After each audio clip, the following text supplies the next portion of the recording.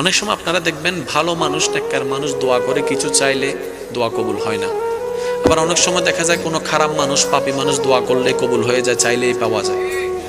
তা আপনাদের আমাদের একটা মনে প্রশ্ন থাকে, কি রে, সে নামাজ পড়ে না, সুদ খায়, এমন করে তার জীবনে এত স্ট্যান্ডার্ড কেন? আর একজন নামাজ পড়ে, তার জুতাটা চলে গেছে। আছে না এরকম? মনে রাখবেন,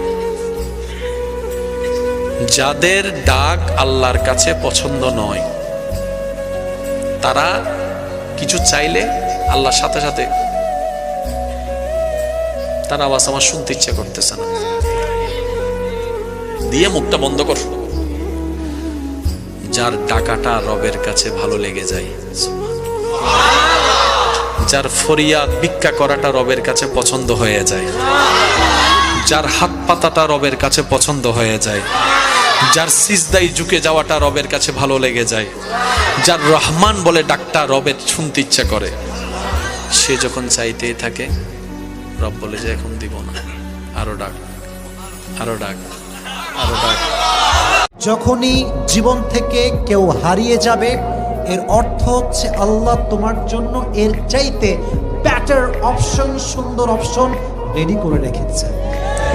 আর যে চলে গেছে তোমাকে রেখে, তাকে একটা সালাম দিয়ে দিও যে তুই গেছিস, আল্লাহর শুকরিয়া, 2 রাকাত নামাজ আমি আজকে স্টিল আদায় করবো। আজকে এক আল্লাহই আপনার জন্য যথেষ্ট, ইনশাআল্লাহ কাউকে লাগবে না। ইনশাআল্লাহ কেউ যদি না থাকে, এক আল্লাহই আপনার আমার জন্য যথেষ্ট। এটা কি বিশ্বাস করেন কিনা? এই আল্লাহ পাকই আমাদেরকে বাঁচিয়ে রাখছেন, আল্লাহ পাকের হাতেই আমাদের জীবন, আল্লাহ পাকই আমাদেরকে খাওয়ান।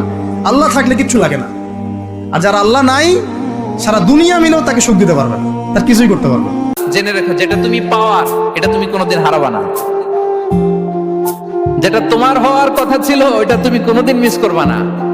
আর যেটা তুমি পাওয়ার কথা না, গোটা বিশ্বের সব শক্তিকে হাতের মুঠোয় আনলেও সেটার দেখা তুমি পাবে না।